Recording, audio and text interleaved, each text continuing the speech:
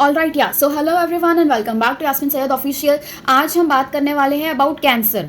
Cancer ये topic आपके NCERT में ज़्यादा डेप्थ में नहीं दिया है, मगर जो दिया है that is more than enough. ठीक है, आप लोग को इतना ही करना है, इसके आउटसाइड में जाकर कुछ भी पढ़ने की ज़रूरत नहीं है।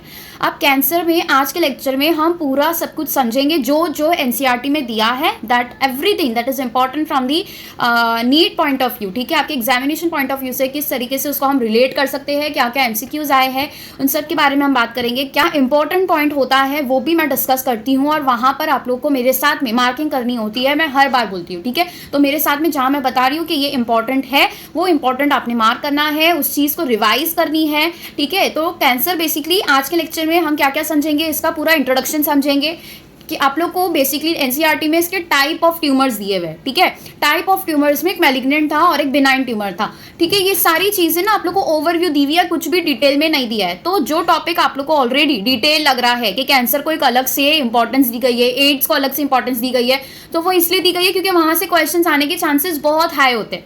ठीक है, वो बहुत इंपॉर्टेंट पॉइंट होता है, तो वो आप लोग को करना ही।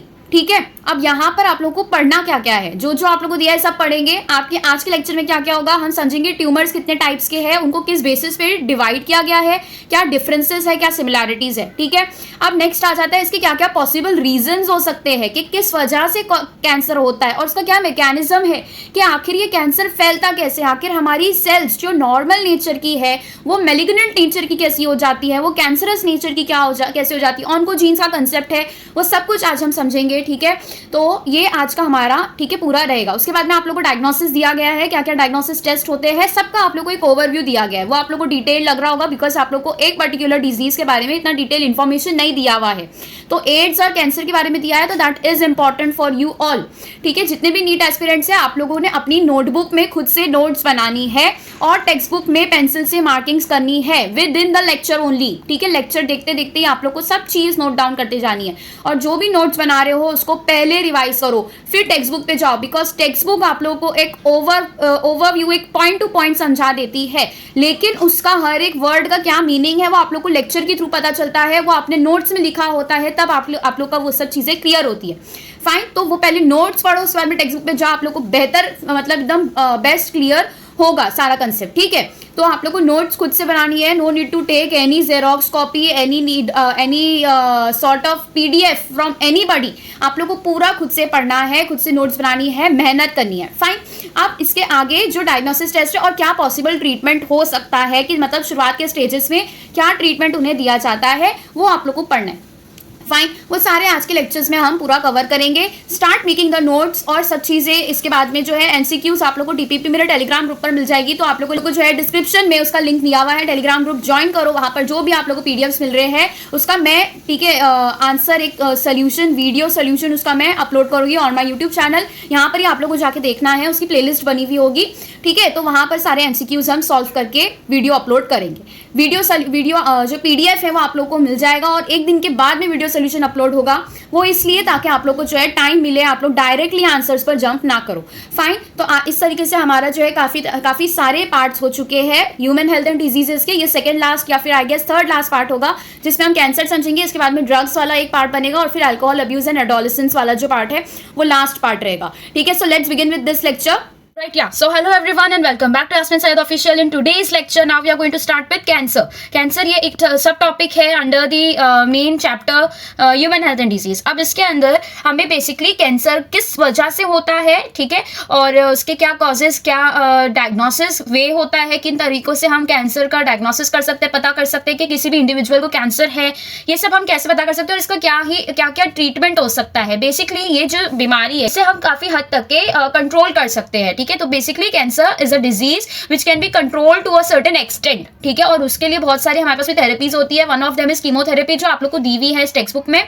ठीक है, सो फॉर नीट एस्पिरेंट सब लोग को ये वाला सब टॉपिक करना ही है। एड्स के साथ साथ, एड्स एक कम्युनिकेबल डिजीज थी, मतलब वो फैल सकती है। कैंसर एक ऐसी मोस्ट ड्रेडेड डिजीज है, मतलब सबसे ज्यादा ये मिलती है फास्टली लोगों में देखी जा रही है आजकल। तो बहुत ज्यादा इंडिया में भी काफी मात्रा में जो है कैंसर लोगों को लोग कैंसर से डायग्नोस होते हैं, ठीक है। बहुत तरीके के कैंसर्स होते हैं जिसके अंदर से दो मेन उनका जो क्लासिफिकेशन है वो ये है on the basis of the severity of cancer, मतलब कौन सा किस मोड का कैंसर है उन्हें, जैसे कि एक होता है मैलिग्नेंट और एक होता है बिनाइन कैंसर। तो इस दो बेसिस पर जो है हमारे पास में अलग अलग कैंसर के, ठीक है, टाइप्स आते हैं। तो फर्स्टली शुरू करते हैं कैंसर के इंट्रोडक्शन से। What is cancer? Cancer is one of the most dreaded disease of human beings and is a major cause of death all over the globe. एक बहुत ही मेजर कॉज ऑफ डेथ जो होता है वो cancer में देखा गया कि कैंसर की वजह से large population of this entire world, इसके अंदर से बहुत ज्यादा पॉपुलेशन, ठीक है, डेली बेसिस पर जो है डेथ फेस करती है। ऐसा क्यों है? इस कैंसर में ऐसी क्या चीज हो जाती है जिसकी वजह से डेथ होती है, वो भी हम समझेंगे। Fine, next, more than 1 million Indian suffers from cancer and a large number of them die from it annually. मतलब देखो साल भर में large number of them die, ये लिखा गया आपकी टेक्स्ट बुक में। मतलब you can understand the severity of this particular disease कि बहुत ज्यादा फैलती है। एड्स में वैसा नहीं कहा गया था, इतना ज्यादा सीवियर नहीं होता है, ठीक है। And again but again AIDS is also incurable, उसको भी सिर्फ काफी एक्सटेंट तक सिर्फ उसको कंट्रोल किया जा सकता है, ठीक है। उसके बाद में डेथ होना ही है विच इज अगेन इनएविटेबल। आप लोगों को टेक्स्ट बुक की एक लाइन में दिया है, ठीक है, डेथ इज इनएविटेबल, कोई भी उससे अपनी जान छुड़ा के नहीं भाग सकता है। तो डेथ तो सबकी होनी है, हम सिर्फ ये ऐसी तरीके की डिजीज जो कि इनक्योरेबल है उसमें हम सिर्फ यही कोशिश करते हैं कि जो लाइफ स्पैन है पेशेंट का, ठीक है, वो थोड़ा एक्सीड करे, ठीक है। तो बस यही हमारा मोटो होता है while treating such kind of patients. So cancer and a large number of them die from it annually. The mechanisms that underlie development of cancer, basically ये कैंसर की शुरुआत कहाँ से होती है? It is, ठीक है, oncogenic transformation of cells, its treatment and control have been some of the most intense area of research in biology and medicine. ठीक है, काफी हद तक हमें थोड़े बहुत causes पता चल चुके हैं, लेकिन इसका रूट कॉज क्या है कि ये ऐसा ट्रांसफॉर्मेशन होता क्यों है? कौन सा ट्रांसफॉर्मेशन बता रहा है यहाँ पे? Oncogenic transformation. You have to note the points that are being given over here. Oncogenic transformation क्यों बोला है? Onco related to cell cancer, onco related to cancer type of जो सेल होते हैं उनको कहते हैं ऑन्को। ऑन्कोजेनिक मतलब जीन्स के अंदर एक ऑन्कोजेनिक ट्रांसफॉर्मेशन हो रहा है। ट्रांसफॉर्मेशन बेसिकली एक particular type of property cell की होती है, वो छोड़ देता है, ठीक है, जिसकी वजह से एक पर्टिकुलर प्रॉपर्टी होती है, वो हम आगे भी पढ़ेंगे, आप लोगों को टेक्स्ट बुक में दिया, उसके बेसिस पे क्वेश्चंस भी आते हैं, ठीक है। सो यू हैव टू पे wild attention while we are studying this topic. Oncogenic transformation मतलब नॉर्मल सेल्स जब ऑन्को जीन्स हो जाते हैं, मतलब नॉर्मल जीन्स जो हमारे सेल के अंदर की जो नॉर्मल जीन्स होती है, ठीक है, नॉर्मल जीन्स है हमारे सेल में, सबके सेल्स में नॉर्मल जीन्स होती है नॉर्मली, वो हो जाता है उनका ट्रांसफॉर्मेशन इनटू ऑन्को जीन्स, ठीक है। ऑन्को रिलेटेड टू कैंसरस, ठीक है, कैंसरस जीन्स, वहां पे जो जीन्स होती है एक टाइप ऑफ म्यूटेशन शो करती है जो कि कैंसरस म्यूटेशन होता है, जिसकी वजह से एक जो सेल की प्रॉपर्टी होती है वो प्रॉपर्टी को वो यूज नहीं कर पाता, उसका हेल्प उसके जरिए से वो काम नहीं कर पाता। ये ट्रांसफॉर्मेशन जो हो रहा है ये क्यों हो रहा है? These are some of the most intense area of research. मतलब इसका जो रूट कॉज है वो अब तक ये समझ ही नहीं आया है। साइंस जो है सिर्फ इसके मेन इसके अंदर का जो मैकेनिज्म है वो समझ पाई है, लेकिन इसका जो मेन कॉज है, मैकेनिज्म और कॉज में फर्क है कि इसके अंदर बेसिकली हो क्या रहा है, कैसे हो रहा है, वो हमें समझ में आ रहा है, लेकिन एग्जैक्टली किस वजह से ये ट्रांसफॉर्मेशन देखा जा रहा है, what can be the preventive measures that can be taken for preventing cancer, ठीक है। तो ये सब हमें एक रिसर्च सेंटर, एक रिसर्च एरिया में आता है कि बहुत ज्यादा रिसर्च का टॉपिक बन गया है ये, because we don't know the exact reason behind this. It's treatment, इसका ट्रीटमेंट, फुल ट्रीटमेंट जो हम दे सकते हैं, प्रोवाइड कर सकते हैं, वो 100% उसका ठीक है सक्सेस रेट भी हो, ऐसा ट्रीटमेंट अभी भी हम ढूंढ ही रहे, ठीक है। उसको कैसे कंट्रोल करना है वो भी हम देख रहे हैं। Nextly, in our body cell growth and differentiation is highly controlled and regulated, ठीक है। हमारा जो भी सेल डिविजन हो रहा है right from the formation of a zygote to a adult and then to back into an older life, ठीक है, उसमें जितना भी सेल का ग्रोथ हो रहा है, डिफरेंशिएशन हो रहा है, डेवलपमेंट हो रहा है, और फिर फाइनली उसका जो डिविजन होता है सेल का, ठीक है, पहले सेल जो है छोटी होती है, ठीक है, बहुत ही मिनिमल साइज की होती है, जो बाद में जाके पूरी डेवलप करती है, और फिर इसके अंदर का ग्रोथ होता है, डेवलप डिफरेंशिएट करती है, और फिर फाइनली इसका जो ग्रोथ होता है, और फिर उसके बाद में ये डिवीजन करती है, ठीक है। तो इस तरीके से सेल के बहुत सारे डिवीजन होते हैं जिसकी वजह से ट्रिलियंस ऑफ सेल्स बनते हैं, this group of trillions of cells that makes tissue and then into organ and then into organ system makes a complete human being, ठीक है। तो इस वजह से जो सेल का जो मेन बेसिक प्रॉपर्टी है वो जानना जरूरी है कि ये इंसान जो है पूरे सेल के बेसिस पे कैसे खड़ा रहता है। In cancer cells there is breakdown of these regulatory mechanisms. तो हमारा जितना भी सेल डिवीजन है, जो भी हमारा फंक्शन प्रोवाइड करने के लिए जो सेल्स काम करती है, वो सारा सेल्यूलर लेवल पर होता है, ठीक है। हमारे अंदर जो भी प्रोटीन सिंथेसिस हो रहा है, फैट सिंथेसिस हो रहा है, फैट का ब्रेकडाउन हो रहा है, ठीक है, ऑल दीज थिंग्स, जितने भी रेस्पिरेशन, जितने भी हमने सिस्टम्स पढ़े हैं, ये सब जो है सेल्यूलर लेवल पर काम करते हैं। हर एक सेल का अपना अपना काम होता है, जो कि एज अ ग्रुप जब काम करती है तभी हमें वो पर्टिकुलर रिजल्ट प्रोवाइड कर पाती है। तो जो सेल का जो रेगुलेटरी मैकेनिज्म है, जिस रेगुलर ठीक है कुछ बेसिस पे वो काम कर रही होती है, सिस्टमैटिक वे में काम कर रही होती है, वो पूरा प्रोसेस, वो पूरा सिस्टम ही उसका ठीक है कोलैप्स हो जाता है। दैट इज अ ब्रेकडाउन और we can say collapse of these regulatory mechanisms. Normal cells show a property called contact inhibition. Now comes the most important point of this, ठीक है, इसको हम कह सकते हैं, यहाँ से क्वेश्चंस आए हैं कि बेसिकली कॉन्टैक्ट इनहिबिशन क्या होता है, इसको लोग उल्टा समझ लेते हैं, बट यहाँ पे अगर आप लोग को याद रखना है लॉन्ग टर्म के लिए कि ये कॉन्टैक्ट इनहिबिशन का यहाँ पर कॉन्सेप्ट ही खत्म हो जाए, आप लोग का समझ में आ जाएगा, तो आपको फिर दोबारा जो है टेक्स्ट बुक खोल के समझने की जरूरत नहीं पड़ेगी। You will only open your textbooks for memorising things, ठीक है। कंसेप्ट समझने के लिए आप लोग को टेक्स्ट बुक नहीं खोलनी पड़ेगी, सिर्फ याद करने के लिए आप लोग को टेक्स्ट बुक खोलनी पड़ेगी। तो कंसेप्ट अभी क्लियर करते हैं। बेसिकली कॉन्टैक्ट इनहिबिशन में एक ये प्रॉपर्टी होती है सेल की, इसमें क्या होता है, नाम याद रखो, कॉन्टैक्ट इनहिबिशन। कोई चीज कॉन्टैक्ट में आ रही है और उस वजह से इनहिबिशन हो रहा है। इनहिबिशन मतलब स्टॉप हो जाना, कोई चीज का स्टॉपेज, वो स्टॉपेज को हम कहते हैं इनहिबिशन। इनहिबिट करना मतलब स्टॉप होना। We are trying to inhibit something, we are trying to stop it, ठीक है, ये मतलब होता है इनहिबिट का। अब इनहिबिशन कर रहे हैं, बेसिकली कोई एक प्रोसेस होता है स्टॉप करने को, उसको कहते हैं हम इनहिबिशन, कॉन्टैक्ट इनहिबिशन। अब इसके अंदर आप लोगों को समझना क्या है, normal cells show a property called contact inhibition by virtue of which contact with other cells inhibits their uncontrolled growth. तो यहाँ पर नॉर्मली अगर कोई भी सेल, ठीक है, डिवाइड करी जा रही है, उसका डिवीजन हुआ जा रहा है, तो एक सर्टेन पॉइंट पर आकर उसको रुकना जरूरी है। ये सेल को कैसे पता चलेगा कि अभी वो डिवाइड हो रही है, उसके बाद में जब वो पूरी तरीके से एक टिश्यू बना दी, एक कंप्लीट टिश्यू बन गया, तो अब उसको कब रुकना है, ये उसे कैसे समझ में आएगा। So because of this property, ये प्रॉपर्टी उसके अंदर ऑलरेडी प्रेजेंट होती है, ये प्रॉपर्टी उसके अंदर प्रेजेंट होती है। The point you need to note here is कि ये प्रॉपर्टी, ठीक है, सेल्स के अंदर ऑलरेडी मिलती है, जो डिवाइड हो रहा है, और एक सर्टेन पॉइंट पे आके जब वो सेल्स एक दूसरे को टच करने लग जाती है, तब वो प्रॉपर्टी जो है काम में आती है। और यहाँ पर when they come in contact, when all the surrounding sales come in contact with each other, तभी वो सेल डिवीजन रुक जाता है। तो सेल डिवीजन स्टार्ट तो हो रहा है in order to produce a particular tissue organ और अ कंप्लीट ह्यूमन बीइंग, लेकिन उसको जब रुकाना है, ये कब रुकाना है, ये उसको किस प्रॉपर्टी के थ्रू पता चलेगा, किस चीज के थ्रू पता चलेगा, तो that is your contact inhibition, ठीक है। अब तुम्हें क्या लगता है, देखो कैंसर क्या होता है, cancer is basically uncontrol growth, ठीक है, अनकंट्रोल ग्रोथ होता है, वो सेल बस ग्रो किया ही जा रहा है, डिवाइड किया जा रहा है, सारा न्यूट्रिशन खा लेता है, बॉडी का जो हेल्पफुल सेल होती है, जो काम की है, वो सारी सेल्स को भी न्यूट्रिशन नहीं मिलता, cells begin to die, the useful cells begin to die. लेकिन जो हमारी जो कैंसरस सेल्स, ठीक है, जो किसी कैंसर पेशेंट के अंदर मिलती है, वो सेल्स जो है खाली न्यूट्रिशन पूरे बॉडी का खा जाती है और सिर्फ ग्रो करती रहती है, अगर उससे ट्रीट नहीं किया गया तो, ठीक है। सो कॉन्टैक्ट इनहिबिशन ऐसा क्यों होता है, वो जो कैंसरस सेल्स अपना इतना ज्यादा प्रोसीड क्यों करती है, because of this particular property जो वो लॉस्ट कर देती है, ठीक है, they lose this kind of property और फिर वो डिवाइड करती रहती है, ठीक है। So normal cells show a property called contact inhibition by virtue of which, ठीक है, contact with other cell inhibits their uncontrolled growth. तो ये प्रॉपर्टी एक अच्छी प्रॉपर्टी है। लोग एग्जाम में आता है क्वेश्चन, तो पीपल स्टार्ट, ठीक है, टिकिंग द रॉन्ग ऑप्शन, ठीक है, उन लोगों को ये समझ में आता है कि कॉन्टैक्ट इनहिबिशन कैंसरस सेल की प्रॉपर्टी है। ऐसा कुछ नहीं है, नॉर्मल सेल्स में, हम सबकी सेल्स में ये प्रॉपर्टी रहेगी, तो सेल डिवीजन एक रेगुलेटरी, एक सिस्टमैटिक वे में फ्लो करेगा। लेकिन नहीं, अगर नहीं होगा ये प्रॉपर्टी, तो फिर हमारे अंदर भी जो है कैंसरस ऑन्कोजीन्स जो है एक्टिवेट हो जाएंगे। Cancerous cells appears to have lost this property, साफ लिखा है कि कैंसरस सेल्स के अंदर ये प्रॉपर्टी नहीं मिलती।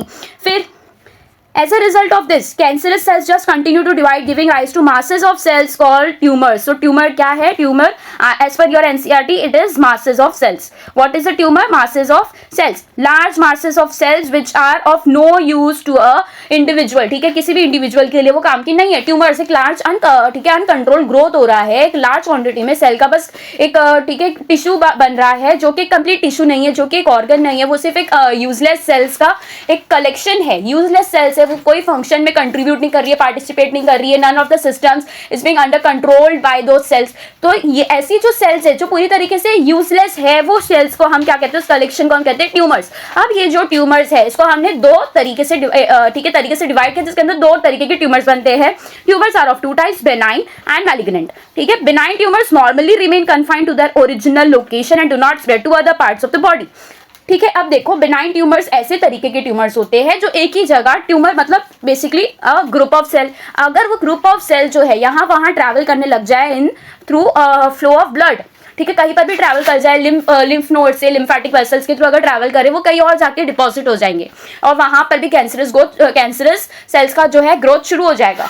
लेकिन अगर ऐसी कोई सेल है, जैसे कि यहाँ पर कोई नॉर्मल टिश्यू है, सपोज करते हैं यहाँ पर कोई एक पर्टिकुलर टिश्यू था, ठीक है, और ये टिश्यू एक यूजफुल ऑर्गन का एक पर्टिकुलर टिश्यू है। यहाँ पर अगर कोई ग्रोथ करने लग जाए थोड़ी सी सेल्स और फिर और ग्रो करे, इस तरीके से पूरा ट्यूमर बना ले, ठीक है, इस तरीके से पूरा एक कलेक्शन ऑफ सेल्स का एक पूरा ट्यूमर बना ले, इस पर्टिकुलर टिश्यू में से एक आउटग्रोथ निकल के आ गया सेल का। अब ये सेल जो है कहीं ना कहीं फंक्शन के अंदर, पूरे सिस्टम के अंदर एक ऑब्स्टेकल की तरह जो है हमारे ठीक है सिस्टम को खराब करेगा। अब दूसरी चीज, ये जो नॉर्मल अपना जो ओरिजिनल यूजफुल टिश्यू है जो एक पर्टिकुलर ऑर्गन का है, वो पर्टिकुलर ऑर्गन सपोज करते हैं लिवर में या फिर लंग्स में, ठीक है, कहीं पे भी ये कैंसर हो सकता है। तो वहां पर अगर ये कैंसर जो कैंसरस का ट्यूमर है वो अगर ग्रो करने लग जाए तो हमारी यूजफुल सेल्स भी है जो है वो काम नहीं कर पाएगी। क्यों नहीं कर पाएगी? बिकॉज जितना भी न्यूट्रिएंट्स वो पर्टिकुलर सेल्स को लगता है, ठीक है, यूजफुल सेल्स को लगता है, वो पूरे न्यूट्रिएंट्स को कौन सबसे ज्यादा एब्जॉर्ब कर लेगा? So these cancerous cells will absorb all the important nutrients that were made to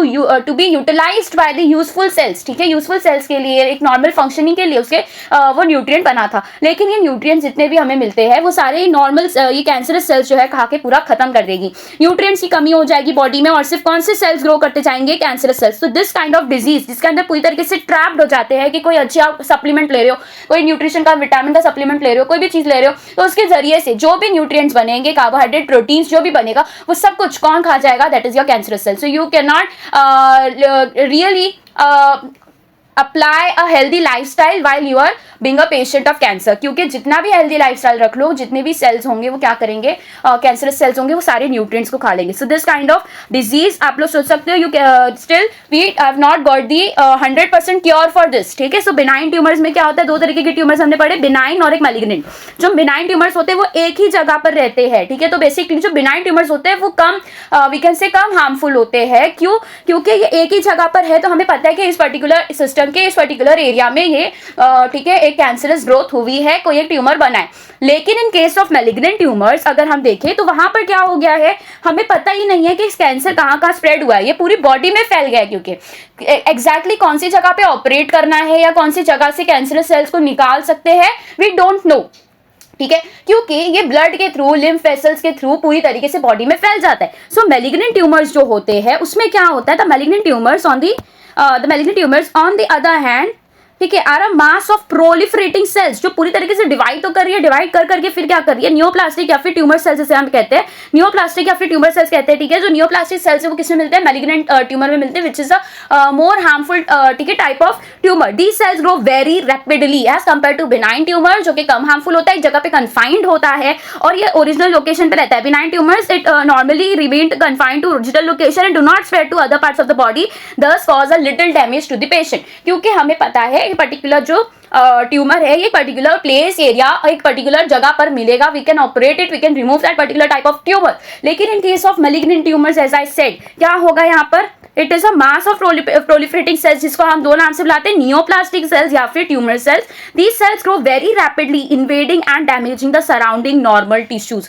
तो ये बहुत ही फास्ट हाई रेट में ये ग्रो करती है, डिवाइड करती है, जिसकी वजह से सराउंडिंग नॉर्मल टिश्यूज को भी वो डैमेज करती है। As these cells actively divide and grow, they also starve the normal cells by competing for vital nutrients. ठीक है, जैसे कि जिस तरीके से ये ग्रो कर रही है, इतनी ज्यादा रेट पे ये ग्रो करती है, as these cells selectively divide and grow. They also starve the normal cells. Normal cells भी इनकी वजह से, जैसे मैंने बताया कि normal cells भी starve कर जाते हैं by competing for vital nutrients. So basically जो cancerous cells है, be it useless cell, बिल्कुल भी यूज का नहीं आता है, वो हमारी बॉडी के लिए बिल्कुल भी यूजफुल नहीं होता, कई काम में नहीं आता, फिर भी उसका जो कंपटीशन होता है न्यूट्रिएंट लेने में वो बहुत ज्यादा होता है और हमारी बॉडी से पूरा न्यूट्रिएंट वो ले लेती है. Cells left from such tumours. Left का मतलब समझ आया, यहाँ से कोई भी सेल्स के जो टुकड़े हैं या फिर वी कैन से सेल्स का जो छोटा छोटा ग्रुप होता है, इस पर्टिकुलर बड़े से ट्यूमर में से या छोटे छोटे सेल्स के ग्रुप, ठीक है, फ्लो ऑफ कर जाएंगे, स्लफ्ट ऑफ कर जाएंगे. स्लफ्ट ऑफ मतलब निकल जाएंगे, इसको डीपार्ट कर देंगे और अलग कई जगह पे जाके डिपॉजिट हो जाएंगे, ठीक है. Reach distance sites through blood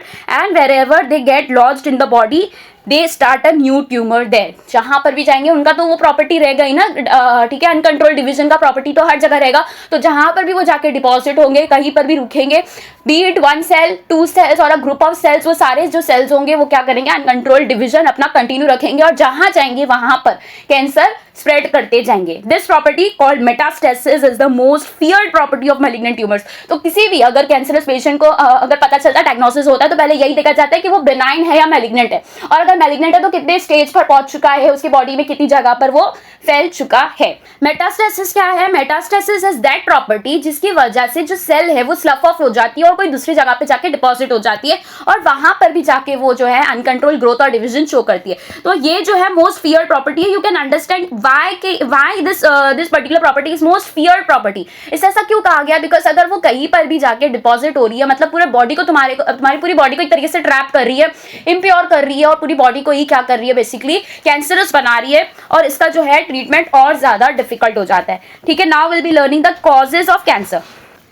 fine, तो नेक्स्ट हमें क्या समझना है? Causes of cancer. कि आखिर ये कैंसर जो है इसके क्या क्या रीजंस हो सकते हैं, क्या कॉजेज हो सकते हैं, किन चीज़ों की वजह से पॉसिबिलिटी क्या है कि कैंसर हो सके, ठीक है, हो जाए. Next, transformation of normal cells into cancerous neoplastic cells may be induced by physical, chemical और बायोलॉजिकल एजेंट्स. तो हमें हर एक लाइन, हर एक वर्ड को समझना है. Starting from this first word transformation. पहले तो ये समझ में आ चुका होगा अब तक कि हमारी जो नॉर्मल सेल्स है सबके अंदर एक कॉन्टैक्ट इनहिबिशन नाम की प्रॉपर्टी होती है जिसकी वजह से हमारा जो है पूरा सेल डिविजन एक सिस्टमैटिक वे को फॉलो करता है. उसके अलावा जो कैंसरस सेल्स है, नियोप्लास्टिक सेल्स यहाँ पर कहा गया है. नियोप्लास्टिक सेल्स आर दो sales that become tumour.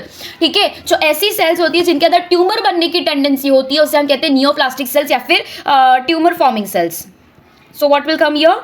Tumour forming sales. ऐसी सेल्स जो अननेसेसरीली अनकंट्रोल्ड ग्रोथ शो करे, पूरा न्यूट्रिशन खा जाए और ट्यूमर बनाती रहे, और अगर मैलिग्नेंट ट्यूमर है तो वो आगे और जाएगी, फैलेगी, स्लफ्ट ऑफ हो जाएगी प्लेस पर से और पूरे ब्लड में कैंसर फैलाएगी, पूरी बॉडी में हर एक टिश्यूज में जा जाके ठीक है डिपॉजिट होगी, वहां पर नया ट्यूमर बनाना शुरू करेगी. सो ये सब जो है ये कब होगा? जब वो सेल के अंदर की प्रॉपर्टी खत्म हो जाएगी कॉन्टैक्ट इनहिबिशन वाली. कौन सी प्रॉपर्टी आ जाएगी? Metastasis, that is only seen in malignant tumours. और ये ट्यूमर फॉर्मिंग जो सेल्स होते हैं उसे हम कहते हैं नियोप्लास्टिक सेल्स. तो ये नियोप्लाज्म होता है, ठीक है, एक नियोप्लाज्म होता है और एक नियोप्लास्टिक सेल्स होते हैं. तो आप लोग को समझना है नियोप्लास्टिक सेल्स मतलब tumour forming sales. Neoplasm is basically your tumour. ठीक है, नियोप्लाज्म का क्या मतलब होता है? ट्यूमर. जो ट्यूमर फॉर्म कर रहे हैं वो कौन सी सेल्स हो जाएगी? Neoplastic cells.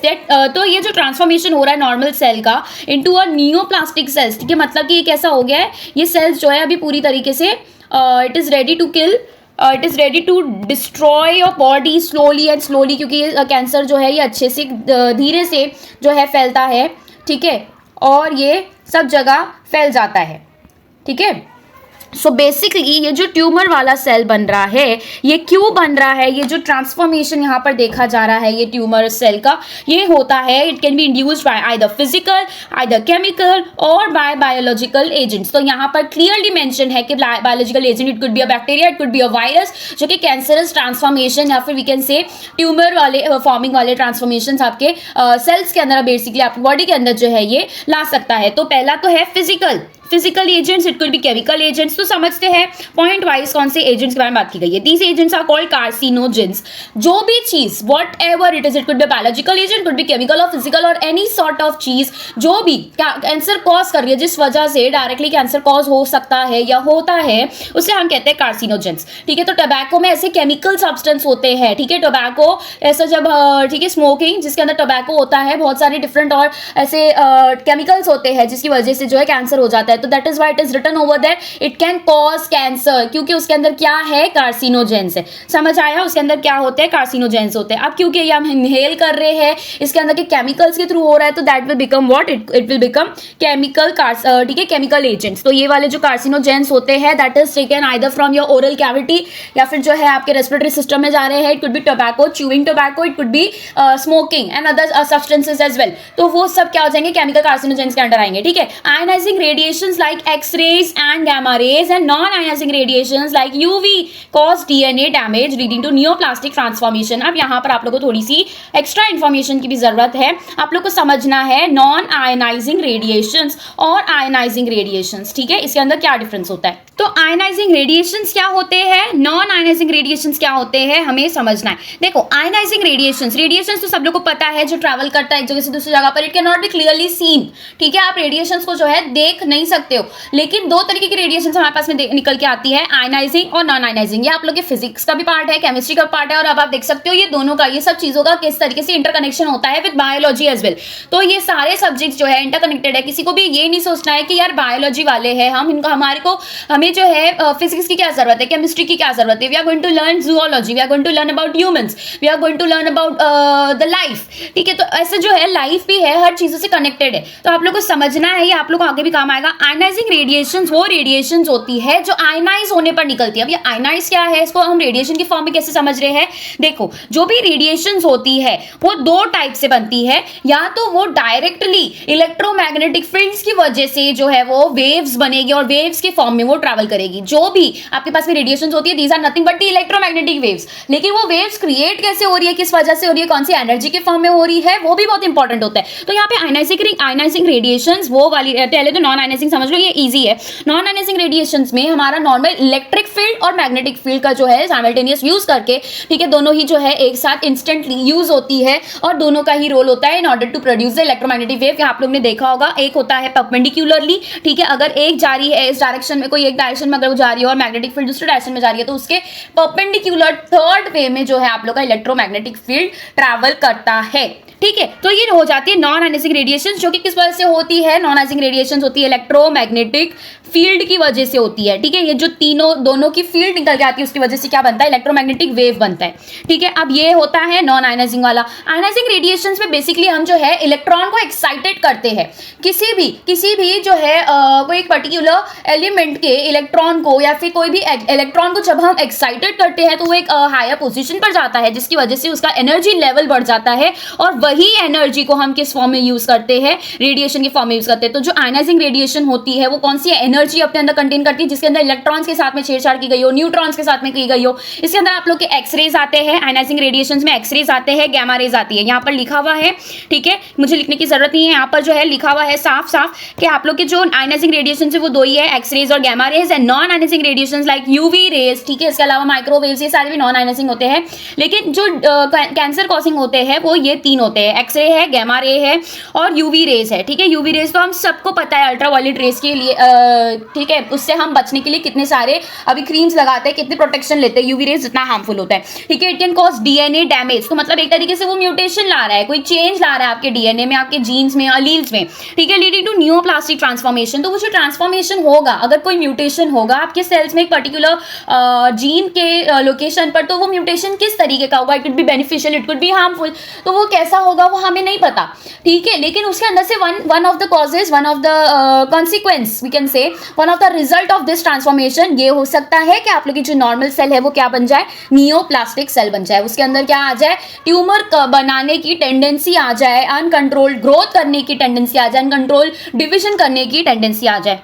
ठीक है, जिसकी वजह से आप लोग के बॉडी में फिर ट्यूमर्स बनने शुरू हो जाए। ठीक है, तो ये नियोप्लास्टिक ट्रांसफॉर्मेशन दो चीजों की वजह से अब तक हमने देख लिया रेडिएशंस में, आयनाइजिंग और नॉन आयनाइजिंग। आयनाइजिंग वो रेडिएशन है जिसके अंदर हम इलेक्ट्रॉन्स को एक्साइटेड करते हैं और वो एनर्जी जो है EMW के फॉर्म में, मतलब इलेक्ट्रोमैग्नेटिक वेव्स के फॉर्म में जो है ट्रैवल करती है, और वो एनर्जी क्या करती है, वो जो वेव्स, वो रेडिएशन होती है वो ज्यादा हार्मफुल होती है। ठीक है, एक्सरेज और गैमा रेज, इसीलिए हम देखते हैं एक्सरेज पे ज्यादातर जो है प्रेग्नेंट वुमेन को नहीं जाने दिया जाता, बिकॉज उसके अंदर जो फीटस होता है, जो भी एम्ब्रियो है, जो बेबी ग्रो कर रहा है, उनकी सेल्स काफी ज्यादा पोटेंशियल उनका बहुत ज्यादा होता है, क्योंकि जो सेल है वो कंटिन्यूसली डिवाइड कर रही होती है, डिफरेंशिएट कर रही होती है, तो उनके अंदर का पोटेंशियल बहुत ज्यादा होता है। ठीक है, दे आर हाईली पोटेंट, उनका पोटेंशियल लेवल अच्छा होता है। तो वो जो सेल्स अगर वहां पर एक्सरेज पड़ जाते हैं और म्यूटेशन हो जाता है, तो पूरा का पूरा एबनॉर्मलिटी, एक इंडिविजुअल में डिफॉर्मिटी देखने को मिल सकता है वो बेबी के डिलीवर होने के बाद। ठीक है, तो वो पर्टिकुलर बेबी में एबनॉर्मलिटीज, डिफॉर्मिटीज के चांसेस बहुत ज्यादा बढ़ जाते हैं, क्योंकि म्यूटेशन का वहां पर प्रोबेबिलिटी बढ़ जाता है। ठीक है, तो एक्सरेज में अगर आप देखोगे तो हम कभी मॉल वगैरह में भी देखते हैं, तो वहां पर प्रेग्नेंट वुमेन को एक्सरे नहीं किया जाता, उनको चेक उस तरीके से नहीं किया जाता। ठीक है, तो इस तरीके से जो है हम एक्सरेज को क्या करते हैं, बेसिकली अवॉइड करते हैं इन केस ऑफ प्रेग्नेंट वुमेन। ठीक है, एक्सरेज जो है प्रेग्नेंट वुमेन उनको उस पर्टिकुलर एरिया में जाना ही नहीं चाहिए, बिकॉज दीज आर दिस इतने एक्सटेंट की वो हार्मफुल होती है। गैमा रेज भी सेम है, नॉन आयनाइजिंग में एक ही आप लोगों को याद रखना है, UV rays. It can cause DNA damage leading to neoplastic transformation. The chemical carcinogens present in tobacco smoke, जो मैंने अभी बताया, साफ समझ में आ रहा है कि टोबैको जो भी इनहेल कर रहा है इन फॉर्म ऑफ स्मोक, या फिर उससे जो है वो खाता है, ठीक है, स्विमिंग इन टोबैको के फॉर्म में, जो भी हो, केमिकल्स आपके बॉडी के अंदर जा रहे हैं, बॉडी को टच कर रहे हैं, म्यूटेशंस की जर्नी शुरू हो जाती है। ठीक है, it could be a slow process, it could B chronic process, के मतलब स्लो हो रहा है लेकिन बहुत डेप्थ में हो रहा है, बहुत डीप हो रहा है, बहुत ज्यादा उसका इंटेंस इफेक्ट पड़ रहा है, मगर बहुत स्लो हो रहा है। तो ये जो है पूरी तरीके से आपकी बॉडी को क्या करता है, स्लोली, एक स्लो पॉइजन की तरह डिस्ट्रॉय करता है। ठीक है, जिसके बाद में फिर वापस आने का रास्ता नहीं बचता, ऐसे इन केसेस में tobacco smoke, tobacco chewing tobacco के फॉर्म में। ठीक है, it have been identified as a major cause of lung cancer. Lung पे ही क्यों अटैक कर रहा है ये, बिकॉज अगर आप देखो जो भी हम स्मोकिंग करते हैं वो हमारे रेस्पिरेटरी सिस्टम में जाता है, जिसके अंदर का मेन रोल होता है लंग्स का, तो वहां ही अटैक करेगा। ठीक है, उसके अंदर के जो अल्वियोलाई होते हैं वो पूरे सूख जाते हैं। ठीक है, और ये जो केमिकल्स होते हैं वो पूरा सुखा देते हैं, वहां से कार्बन डाइऑक्साइड का एक्सचेंज सही से नहीं हो पाता, जिसकी वजह से हमारी बॉडी में कार्बन डाइऑक्साइड बढ़ जाता है, और जो इंसान जिसको कैंसर हो जाता है, लंग कैंसर, वो थोड़ा भी भागता है तो उसको फिर जल्दी से क्या होने लगता है, वीकनेस होने लगती है। ठीक है, बहुत जल्दी उसकी सांस फूलती है, उसको ऑक्सीजन की डेफिशिएंसी बहुत जल्दी हो जाती है बेसिकली। ठीक है, और वो ऑक्सीजन वापस से इनहेल कर भी नहीं पाता, इवन आफ्टर ब्रीदिंग इंटेंसली, अच्छे से ब्रीथ करने के बाद में भी, वो जो है रेस्ट करने के बाद में भी उसके अंदर ऑक्सीजन लेवल बढ़ता नहीं उतनी स्पीड से, उतने रेट से, क्योंकि उसके अल्वियोलाइज जो लंग्स को बना रहे हैं, जो मेन काम करते हैं ऑक्सीजन और गैसियस एक्सचेंज का, वो पूरे सड़ जाते हैं। ठीक है, तो ये आप लोग जो है ऐसा समझ के चलना है कि जो कैंसर्स होते हैं वो कोई गलतियों की वजह से भी हो सकते हैं, कोई अननोन रीजंस की वजह से भी हो सकते हैं, लेकिन अगर वो कोई चीज हमारे डेलिबरेटली इंटेंशनली बार बार करने की वजह से हो रहे हैं, सो यू शुड नो कि ये आप लोगों को फौरन इफेक्ट नहीं देगा, क्रॉनिक इफेक्ट देगा, लंबे टाइम का इफेक्ट देगा, लेकिन बहुत ही स्लो देगा। पूरे सिम्टम्स आप लोग को एक साथ अटैक में, जो इंडिविजुअल्स होते हैं उनको एक साथ अटैक में आते हैं, और it could give you physical, mental, all kind of, ठीक है, अनहेल्थ ये प्रोवाइड करेगा।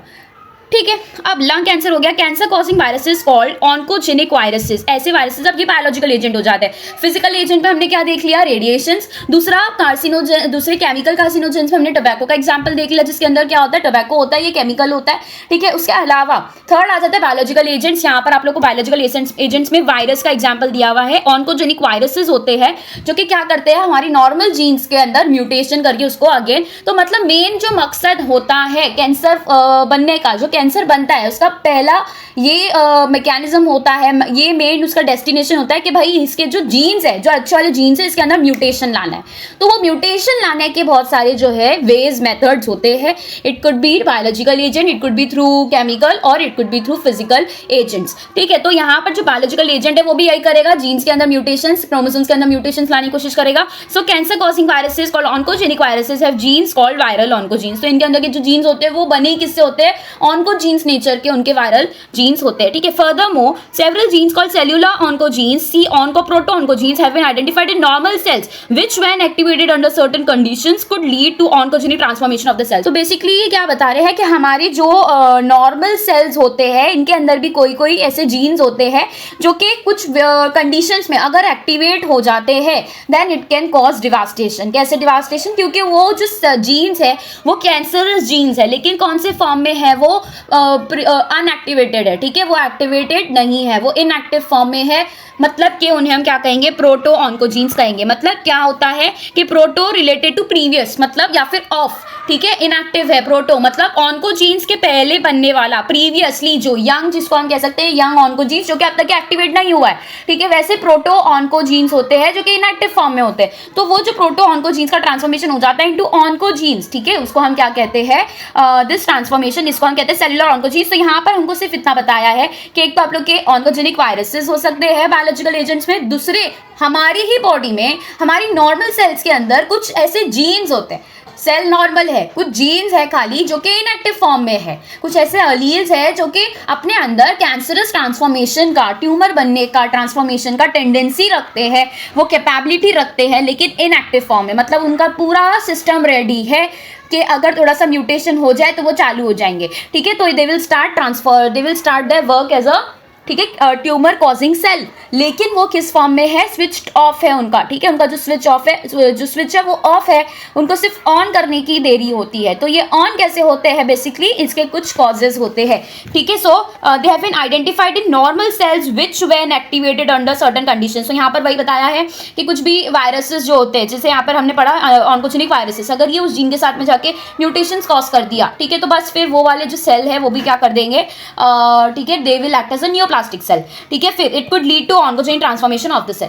सो you can understand very well कि कैंसर के हमारे पास में 4 मेन कॉजेज आ जाते हैं। पहले तो हम करना क्या है, मतलब कैंसर जो है उसका मेन रीजन क्या होता है कि हमारी जीन्स में म्यूटेशन हो रहे हैं। जीन्स में म्यूटेशन नहीं होंगे तो वो सेल नॉर्मल रहेगा। अगर किसी भी सेल को कैंसरस सेल बनाना होता है बाय थ्रू एनी एजेंट, उसका जो है जीन्स चेंज करना पड़ेगा, बिकॉज जीन एक तरीके से सीपीयू होता है सेल का। अगर वो बोल रहा है कॉन्टैक्ट इनहिबिशन प्रॉपर्टी ऑन है तो वहां पर सेल डिवीजन रुक जाएगा जहां पर उसको रुकना है, ठीक है। तो वो कॉन्टैक्ट इनहिबिशन की वजह से हो रहा है। लेकिन अगर ये प्रॉपर्टी ही छोड़ दे, वो अपने अंदर का ऑन्कोजीन्स को ऑन कर दे, तो फिर तो वो यूजली डिवाइड होना शुरू हो जाएगा ना, बहुत ही मैसिवली डिवीजन उसका शुरू हो जाएगा। सो ये जो ट्रांसफॉर्मेशन हो रहा है 4 चीजों की वजह से हो रहा है। पहला फिजिकल, जिसके अंदर आयनाइजिंग नॉन आयनाइजिंग रेडिएशन पढ़ लिया हमने, ठीक है। दूसरा हमने पढ़ लिया था chemical carcinogens in case of tobacco.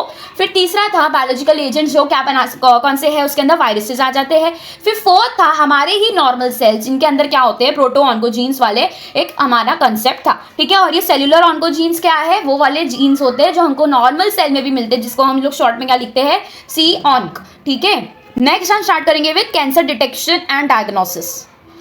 Cancer को डिटेक्ट कैसे करना है, उसका डायग्नोसिस कैसे करना है। Let's start. Cancer detection and diagnosis. Early detection of cancers is essential as it allows the disease to be treated successfully in many cases. तो हमको जो है अर्ली स्टेज में जब भी कैंसर का जो है फॉर्मेशन शुरू हुआ है, ट्यूमर बनने का फॉर्मेशन शुरू हुआ है, वो टाइम पे पता चलना बहुत बहुत जरूरी होता है। ऐसा क्यों होता है? अर्ली डिटेक्शन जो है necessary, it is essential because it allows the disease to be treated successfully. अगर हमें अर्ली स्टेजेस में मिल जाता है तो केस को अच्छी तरीके से हैंडल किया जा सकता है, उनको अच्छी थेरेपीज देके, अच्छी मेडिसिन देके, ठीक है, बहुत सारे हमें इम्यूनोसप्रेसेंट्स भी देने पड़ते हैं। तो वो सारी चीजों के थ्रू, वो सारे ट्रीटमेंट के थ्रू उन्हें परफेक्टली क्योर किया जा सकता है in case of first stage, early stages में ये होता है, ठीक है। इन मैनी केसेस, बहुत सारे केसेस में तो वो, ठीक है, अच्छा खासा उनका सब सेट हो जाता है, लाइफ उनकी सेटल हो जाती है, क्योंकि वो जो है अर्ली डिटेक्शन के लिए आते हैं, डायग्नोसिस उनका जल्दी हो जाता है, ठीक है। तो वो उनका जो है एक यू कैन से ओकेजनली उनका चेकअप होता है, जिसमें पता चल जाता है कि ये अर्ली स्टेज है, लास्ट स्टेज है, कोई सिम्टम्स दिखने के बाद में आ रहे हैं, अगर सिम्टम्स दिख भी रहे तो कौन से स्टेज पे दिख रहे हैं, सब चीज मैटर करती है। और यही हमें पता करना होता है डायग्नोसिस में कि कौन सा स्टेज है कैंसर का, ठीक है। अगर कैंसर है तो कौन सा स्टेज है। Cancer detection is based on biopsy and histopathological studies of the tissue and blood and bone marrow test for increase cell count in case of leukemias. अब देखो हमको क्या समझना है, बायोप्सी। बायोप्सी क्या होती है, सबने समझा होगा, कभी ना कभी देखा होगा वीडियो में या अपने रिलेटिव्स में आसपास। अगर नहीं देखा है तो इतना कोई बड़ा कंसेप्ट मतलब इतना कोई वो नॉलेज नहीं था जो आप लोग से हम एक्सपेक्ट कर सकते थे, क्योंकि अभी आप लोग जो है एंटर कर रहे हो इन दिस बायोलॉजी की फील्ड में, ठीक है। तो इट इज़ नॉर्मल, अगर आप लोग को नहीं पता है कोई भी कंसेप्ट तो you should not feel low कि ये तो सबको पता था, मुझे नहीं पता था। नहीं पता था, गूगल किया, पता किया, कहीं ना कहीं से मालूम किया, ओ इट्स ओके, ठीक है। अब तुमको समझ में आ जाना चाहिए। नाउ इज द टाइम कि अभी आप लोग को सब चीज़ समझनी है, ठीक है। आप लोग सब चीज़ अगर रेडी करके आए होते तो फिर आप लोग का तो नीट क्लियर हो गया होता, आप तो डॉक्टर की पढ़ाई कर रहे होते ना। अगर आप लोग नीट दे रहे हो इसका मतलब ये कि अभी आप सीख रहे हो, ठीक है। तो यहाँ पे हमें सीखना है। कोई भी यहाँ पर जो है 100 में से 100 मार्क्स कैरी करके नहीं आता है, ठीक है। उसका जो IQ लेवल होता है वो फुल 10 on 10 नहीं होता है नीट क्लियर करने के लिए, वो अपने आप को उस तरीके से बिल्ड करता है, ठीक है। तो हमारे पास में जो बायोप्सी है ये एक तरीके का ऐसा प्रोसीजर होता है जिसके अंदर एक इंजेक्शन, जिसको मैं एकदम सिंपल लैंग्वेज में बताऊं तो हमारे पास में एक होता है सिरिंज, ठीक है, जिसका जो नीडल होता है थोड़ा वाइड होल का होता है। जो सिरिंज होती है बेसिकली इसके अंदर नीडल लगी होती है, ये नीडल थोड़ा सा वाइड होल का रहता है, एकदम पतले होल का नहीं रहता, ठीक है। तो ये जो सिरिंज का जो नीडल होता है वो थोड़ा वाइड होता है। अब इसके अंदर से जो है वो पर्टिकुलर ये जो बायोप्सी होता है इन केस ऑफ ज़्यादातर इन केस ऑफ बिनाइन ट्यूमर्स होता है। अगर कहीं पर ट्यूमर निकल के आ रहा है, फील हो रहा है, हाथ लगा के हम उसको पैल्पेट कर सकते हैं, या फिर जो है हमें बाहर से समझ में आ रहा है कि कोई आउटग्रोथ हो रही है, तो वहां पर हम इंजेक्शन लगाते हैं। वो इंजेक्शन के अंदर वो उस पर्टिकुलर पार्ट तक लेकर जाते हैं कि वो बराबर उस नोड के अंदर जाए। नोड क्या होती है? जिसको हम गांठ कहते हैं, ठीक है। जो कैंसर की गांठ होती है, हमने नॉर्मल हमारे आसपास में सुना होगा कैंसर की गांठ बनती है, तो वो गांठ के अंदर जो है हम इस इंजेक्शन को बीचों बीच में ले जाके उसके अंदर का जो भी मटेरियल है, जो भी फ्लूइड है, क्या है, वो सब कुछ जो है कुछ ml हम उसके अंदर निकाल देते हैं, ठीक है। कुछ ml हमने इसके अंदर फिल कर लिया, ठीक है। अब ये जाता है टेस्टिंग के लिए कि ये कौन से टाइप के सेल्स है। हमें पता करना होता है कि ये कैंसरस सेल्स है या फिर कोई ट्यूबरक्लोसिस के जो है नोड्स बन रहे हैं, या फिर कोई दूसरे डिफरेंट टाइप के लिम्फ नोड्स है, नॉर्मल नोड्स है, फैट की नोड है, it could be any cause, ठीक है, कुछ भी हो सकता है। तो ये बायोप्सी से हम कैंसर का भी पता लगाते हैं। हिस्टोपैथोलॉजिकल स्टडीज क्या होती है? किसी भी पर्टिकुलर टिश्यू जो भी है हम उसको ऑपरेशन करके या फिर थ्रू एनी अदर प्रोसीजर वो पर्टिकुलर टिश्यू को हम निकालते हैं, ठीक है। It could B biopsy, it could B minor surgery, कोई भी तरीके से हम जो है उस टिश्यू को लेते हैं, उसका हम क्या करते हैं? पैथोलॉजिकल स्टडी करते हैं। हिस्टोपैथोलॉजिकल इज बेसिकली कि वो किन चीज़ों से बना है और वो अपने अंदर क्या कंटेन करता है, यही होता है हिस्टोपैथोलॉजिकल स्टडीज का मतलब of the tissue and blood, ठीक है। तो यहाँ पर लिखा है cancer detection is based on biopsy and histopathological studies of the tissue and blood and bone marrow test, ठीक है। तो यहाँ पर जो है बोन मैरो टेस्ट भी इंपॉर्टेंट हो जाता है, क्योंकि जो बोन मैरो के सेल्स होते हैं वो भी पहले कैसे होते हैं? पोटेंट सेल्स के फॉर्म में होते हैं, स्टेम सेल्स के फॉर्म में होते हैं, जो कि आगे जाके कोई ल्यूकोसाइट बना रहा है, कोई लिम्फोसाइट बना रहा है, कोई जो है हमारे पास के ठीक है टी लिम्फोसाइट, ठीक है, और बी लिम्फोसाइट है, और दूसरे एरिथ्रोसाइट्स है। तो वो जो स्टेम सेल होती है वो भी काफी ज्यादा पोटेंट नेचर की होती है, तो वहां पर भी कैंसर होने के चांसेस होते हैं। For increase cell counts in case of leukaemia, basically जो हमारे बोन मैरो होते हैं उसके अंदर जो है अलग अलग टेंडेंसी होती है कोई भी तरीके की सेल बनाने की, ठीक है। हमारे जो ब्लड सेल्स होते हैं, it could B WBC, it could B RBC। तो ल्यूकेमियास कौन सी कंडीशन है? ल्यूकेमियास एक ऐसी कंडीशन है जहाँ पर WBC बढ़ जाते हैं, हमारे जो व्हाइट ब्लड सेल्स होते हैं वो बढ़ जाते हैं, बहुत रैपिडली ग्रो करते हैं, अननेसेसरीली ग्रो करते हैं, अनकंट्रोल्ड ग्रोथ होता है उनका, हमारी बॉडी में WBCs बढ़ जाते हैं। तो ये जो है हमारा मेन जो रूट है जो इसको प्रोड्यूस कर रहा है, that is your bone marrow, right. Bone marrow के अंदर से ही बन के निकल रहे हैं। तो वहां का ही जो है हम कुछ टिश्यू ले लेते हैं, उसकी पोटेंसी पता करते हैं, उसका नेचर पता करते हैं कि वो आखिर किस टाइप का सेल अपने अंदर कैसे स्टेम सेल्स है, वो कार्सिनोजेनिक है, नियोप्लास्टिक है या नहीं है, ठीक है, नियोप्लास्टिक सेल है या नहीं है। In biopsy a piece of the suspected tissue cut into thin sections is stain, ठीक है। तो दो तरीके की बायोप्सी होती है, एक तो मैंने आप लोगों को इंजेक्शन वाली बता दी, या फिर कुछ जो है माइनर सर्जरी जैसे मैंने बताया वो होता है सस्पेक्टेड टिश्यू। सस्पेक्टेड टिश्यू का साफ मतलब यही है कि जहां से भी हमको ऐसा लग रहा है कि यहाँ पर पेन हो रहा है, किसी को एक्सिलरी रीजन में हो रहा है। Axillary region is your axilla. Axilla क्या होता है? आर्मपिट रीजन में होता है मोस्ट ऑफ द केसेस में, क्योंकि वहां पर लिम्फ नोड्स भी प्रेजेंट होते हैं, तो वहां पर कैंसरस नोड्स भी बनने के चांसेस बहुत ज्यादा होते हैं। और ये बहुत लोग एक मिसकंसेप्शन में रहते हैं, मिस गाइडेंस में रहते हैं कि वहां पर जो है नॉर्मल कोई नोड है जो हर चीज में नॉर्मली प्रेजेंट होती है, लेकिन वहां से बायोप्सी करने के बाद मोस्ट ऑफ द टाइम जो है कैंसरस नियोप्लास्टिक नोड्स मिलने में आती है, ठीक है। तो जहां पर भी सस्पेक्टेड टिश्यू है, ये तो मैंने सिर्फ एक एग्जांपल दिया, इसके अलावा और भी कहीं भी जगह पर जो है नोड्स बन सकती है। वहां से हम क्या करते हैं, थोड़ा सा टिश्यू लेते हैं, कट करते हैं इसको थिन सेक्शंस में इन स्टेन, और वहां के टिश्यू को जो है हम पूरे तरीके से एग्जामाइन करेंगे। ठीक है, अंडर माइक्रोस्कोप हिस्टोपैथोलॉजिकल स्टडीज, बस यही होती है। हिस्टोपैथोलॉजिकल स्टडीज क्या होती है, माइक्रोस्कोप के अंदर देख के उसका डिटेल स्टडी करना, क्या कंटेंट है, किस चीज से बना है, इसका क्या स्ट्रक्चर है, वो हो जाती है histopathological studies by a pathologist. Next techniques like radiography, radiography में इसके अंदर अगेन एक्सरेज आ जाता है, सीटी स्कैन, कंप्यूटर टोमोग्राफी, ये सारे फुल फॉर्म्स बहुत बहुत इंपॉर्टेंट है, आप लोग को बहुत जगह काम आने वाले हैं। पहले तो समझना आप लोग को बहुत जरूरी है, तो ये सारे जो टर्म्स है अभी आप लोग को समझना जरूरी इतना नहीं है, क्योंकि यहाँ से तो आप लोग को कोई क्वेश्चन नहीं आने वाला है कि कंप्यूटर टोमोग्राफी क्या होती है, लेकिन आप लोग को इन फ्यूचर पता होना चाहिए कि आप लोग अगर सिलेक्शन होता है तो आप लोग को ये पता होना चाहिए कि आप लोग को सीटी स्कैन का फुल फॉर्म दिया हुआ था, कंप्यूटर टोमोग्राफी होता है। रेडियोग्राफी में इट कुड बी एमआरआई, ठीक है, it could be X-ray, it could be sonography as well. ठीक है, एमआरआई क्या होता है, मैग्नेटिक रेजोनेंस इमेजिंग, यहाँ पर जो है मैग्नेटिक फील्ड्स के थ्रू जो है हम डेप्थ में डिटेल में, एमआरआई बहुत डिटेल होता है, इसका खर्चा भी बहुत ज्यादा होता है। एमआरआई में बहुत बड़ी सी एक मशीन होती है जिसके अंदर पेशेंट को डाला जाता है, उसका अगर वो कौन से रीजन का है, पेल्विक रीजन का है या फिर सर के रीजन का है, अपर रीजन है, एब्डोमिनल रीजन का है, उस चीज पे डिपेंड करता है कि ये एमआरआई कौन से रीजन का करा रहा है। ठीक है, लेकिन उसको पूरी तरीके से लिटाया जाता है, उसके अंदर नॉट अ सिंगल आप लोग जो है स्टील का या फिर कोई भी तरीके का मेटल जो है आप अपनी बॉडी पे नहीं कैरी करते हो, वो लोग खुद ही अपनी तरफ से क्लोथ्स देते हैं। ठीक है, तो अगर आप लोग के पास में टाइम होता है तो आप लोग रैंडमली कभी भी फ्री टाइम में खाना खाते खाते एक बार दो बार गूगल कर सकते हो कि सीटी स्कैन किस तरीके से होता है, सोनोग्राफी किस तरीके से होता है, एमआरआई कैसे होता है, किन कंडीशंस में होता है। यू विल ग्रो इंटरेस्ट अगर आप ऐसा करते हो तो। ठीक है, तो आप लोग को जो है बायोलॉजिकल फील्ड में इंटरेस्ट आएगा, आप लोग के एक अच्छा इंपैक्ट पड़ेगा, आप लोग एक मेडिकल स्टूडेंट लगना चाहिए, राइट। तो यहाँ पर एमआरआई में क्या कराते हैं ये मैंने आप लोगों से बता दिया, आप लोग को देखना है तो आप लोग बिल्कुल गूगल कर सकते हो। दे आर वेरी यूजफुल, ठीक है, टू डिटेक्ट कैंसर्स। अब देखो हमारे पास में जो एमआरआई होती है उसकी बहुत सारी फिल्म्स निकल के आती है, फिल्म्स बन के आ सकती है, शीट्स बन के आ सकती है उसकी, तो उसके थ्रू हमें डिटेल पता चलता है कि इस पर्टिकुलर जगह में भी कौन सी जगह पर ज्यादा फैला है, कौन सी जगह पर कम फैला है, उसके क्या रूट्स हो सकते हैं, कहाँ से वो ग्रो करना शुरू कर रहा है, कहाँ उसका एक्सटेंट कितना है, कितनी इंटेंसिटी से वो ग्रो कर रहा है, सब चीज हमें एमआरआई में समझ में आती है। तो एमआरआई बहुत ही डेप्थ नेचर का होता है। फिर उसके नीचे आता है सोनोग्राफी, सीटी स्कैन जो है, फिर उसके नीचे आता है हमारा नॉर्मल एक्सरे जो हम बोन्स वगैरह पता करने के लिए करते हैं। ठीक है, तो ऑफ द इंटरनल ऑर्गन्स में अगर कहीं पर कार्सिनोजेनिक या फिर नियोप्लास्टिक ट्रांसफॉर्मेशन हुआ है तो ये सारे हमारे डायग्नोसिस मेथड होते हैं। Computer tomography uses X-rays to generate a 3 dimensional stage of the internal of an object. ठीक है, जो भी इंटरनल हमारे अंदर पढ़ा हुआ है, पार्ट्स है, ऑर्गन्स है, जो भी टिश्यूज है, उसका हमें 3D इमेज चाहिए होता है, तो वहां पर भी हम एक्सरे ही यूज कर रहे होते हैं।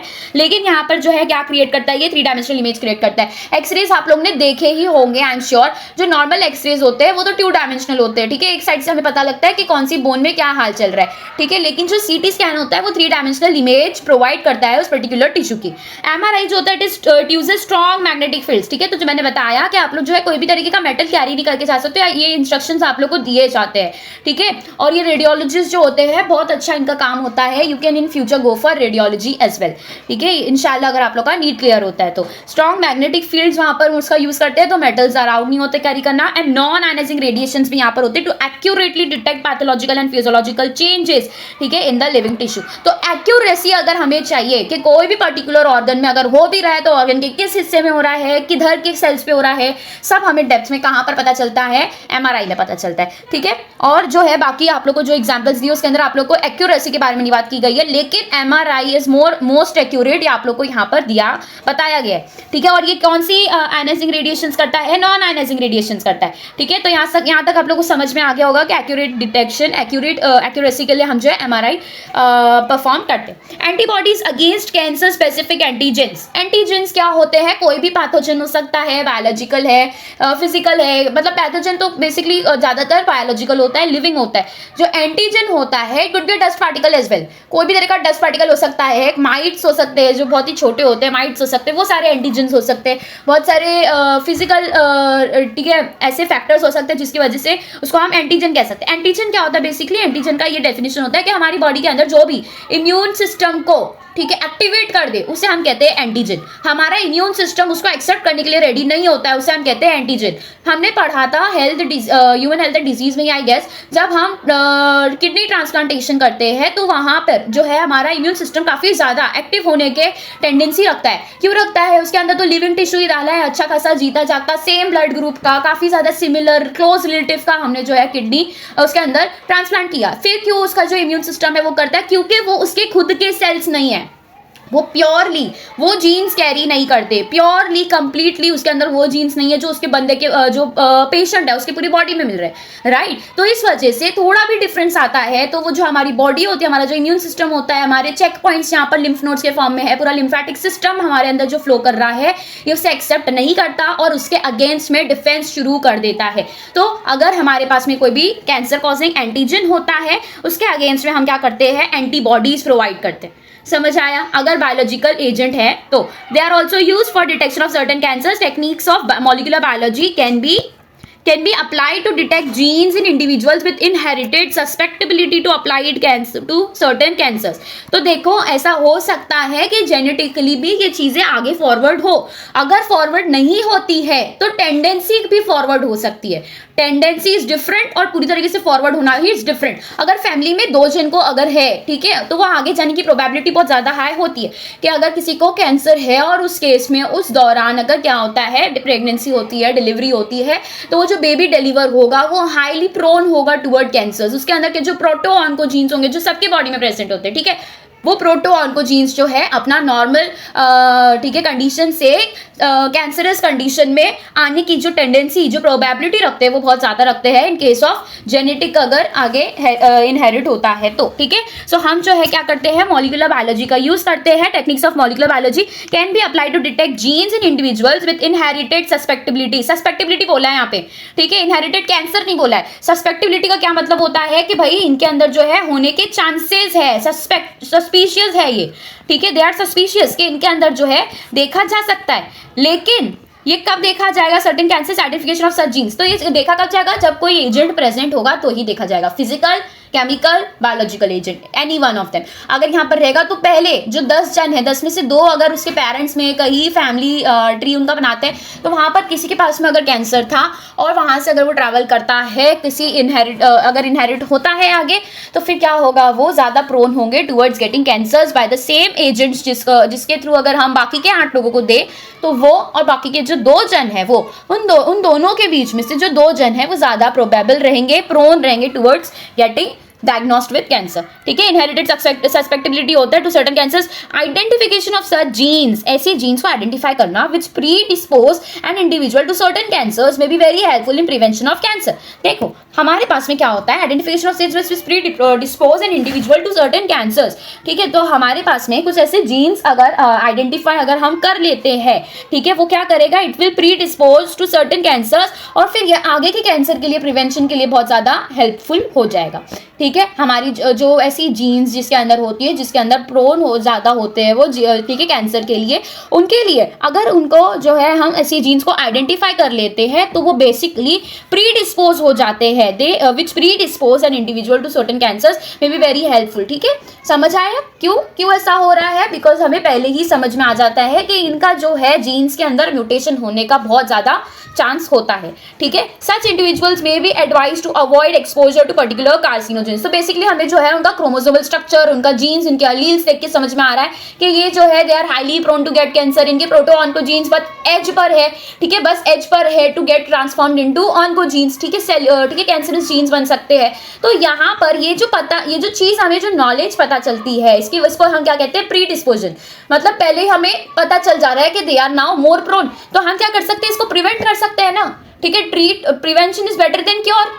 हमको क्योर करने में 100% पहले तो हमें पता नहीं है क्योर होगा भी या नहीं, तो अगर हमें ये पता चल जाता है कि इसके अंदर ये वाले पर्टिकुलर बंदे के अंदर जो है चांसेस ज्यादा है तो हम उससे प्रिवेंट कर सकते हैं। अब प्रिवेंशन में हमें क्या एडवाइस देना होता है? To avoid exposure to particular carcinogens, जैसे कि टोबैको, स्मोकिंग वगैरह से दूर रहो, ऐसे लोगों से भी दूर रहो जो स्मोक करते हैं। यू शुड नो दिस कि जो स्मोक करता है ना उसके आसपास के जो 4 लोग उसके एनवायरमेंट में बैठे होते हैं ना, they also get prone towards cancer. वो अपने अंदर कैंसर डेवलप करने की टेंडेंसी बढ़ाते हैं वो टाइम पर। तो ऐसी संगत में भी मत रहो जो स्मोक करते हो, ठीक है, to which they are susceptible. Example tobacco smoke in case of lung cancer. तो मोस्ट जनरली हमें जो है ज्यादातर लंग कैंसर देखा जाता है, ब्रेस्ट कैंसर देखा जाता है। तो ये सब चीजें जो है एक पैटर्न फॉलो करके ही डेवलप होती है, जो कि इंटेंशनल होता है, लंग कैंसर स्पेशली। ठीक है, तो वहां पर हम क्या कर सकते हैं, प्रिवेंशन कर सकते हैं। नाउ ट्रीटमेंट में क्या आता है,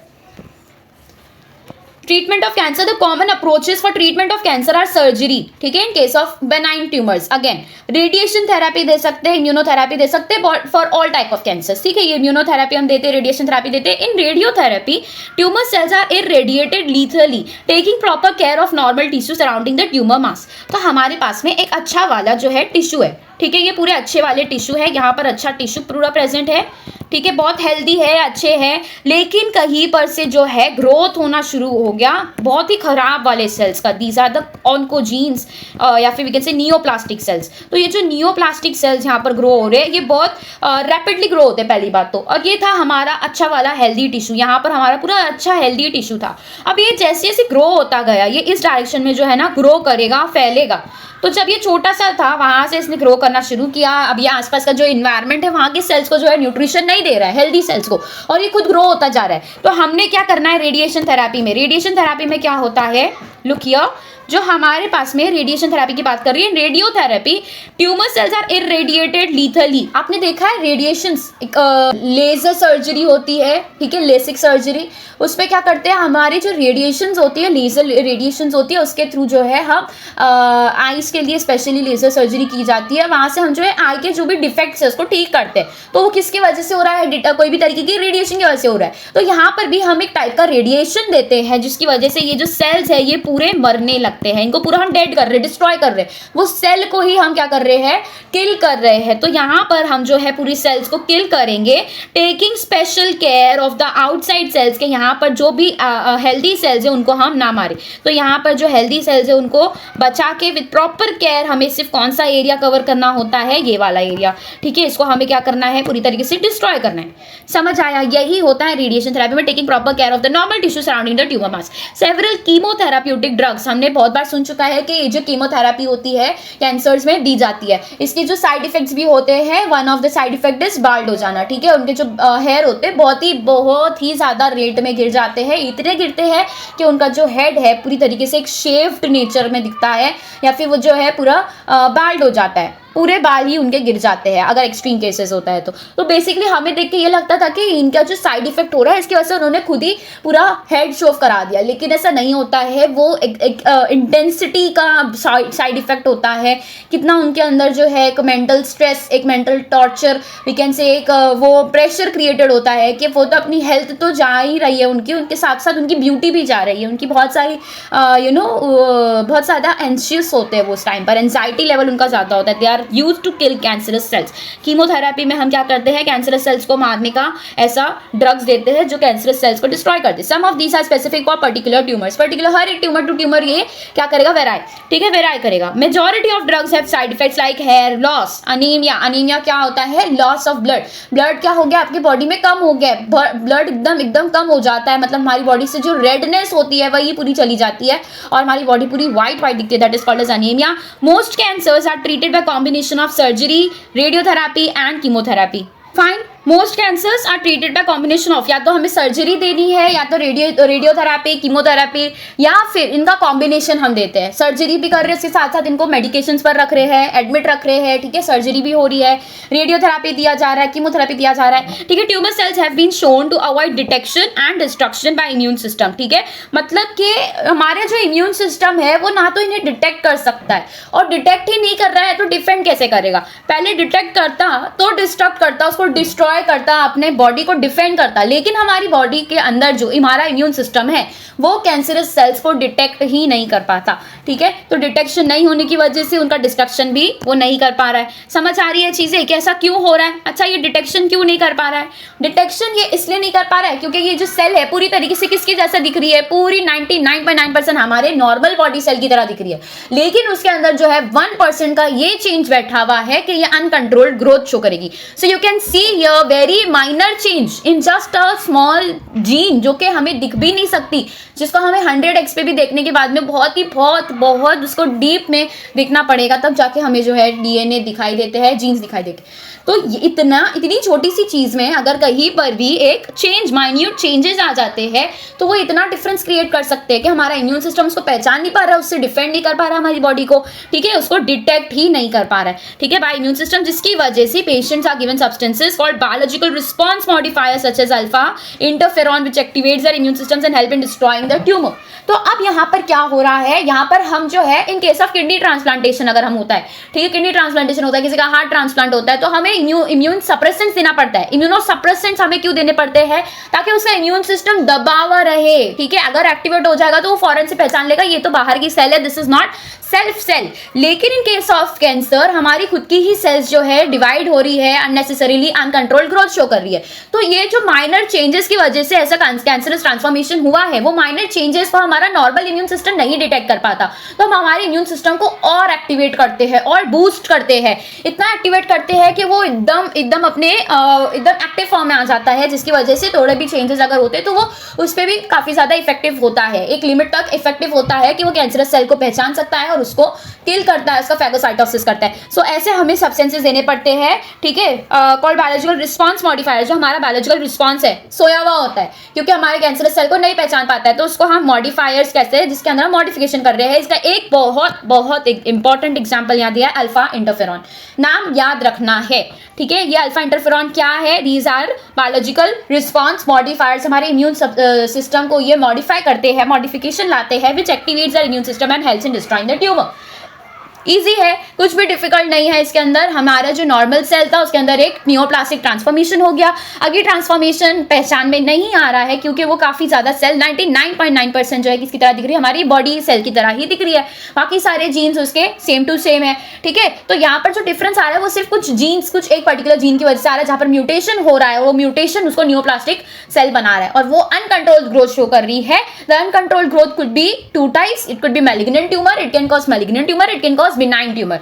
बिनाइन ट्यूमर को सर्जरी के थ्रू, थोड़ी बहुत थेरेपीज के थ्रू क्लियर किया जा सकता है। अगर मैलिग्नेंट ट्यूमर है, पूरी बॉडी में फैल गया है थ्रू ब्लड, तो फिर उससे बहुत सारी थेरेपी से भी उन्हें दिया जाता है और उसके साथ साथ सर्जरीज दी जाती है, बहुत सारे ऐसे ड्रग्स दिए जाते हैं, बहुत सारे हेयर लॉस, अनेमिया, ऐसे साइड इफेक्ट्स इनके अंदर होते हैं। सो यू शुड नाउ, इतना तो समझ में आ गया होगा कि ये कैंसर कैसी बीमारी है, ठीक है। यहाँ पर कैंसर कोई भी छोटी मोटी बीमारी नहीं है। लंग कैंसर स्मोकिंग की वजह से होता है, और जो स्मोक कर रहा है सिर्फ उससे ही नहीं, उसके आसपास के इन्वायरमेंट वालों को भी होता है, जो उसके साथ उठते बैठते हैं।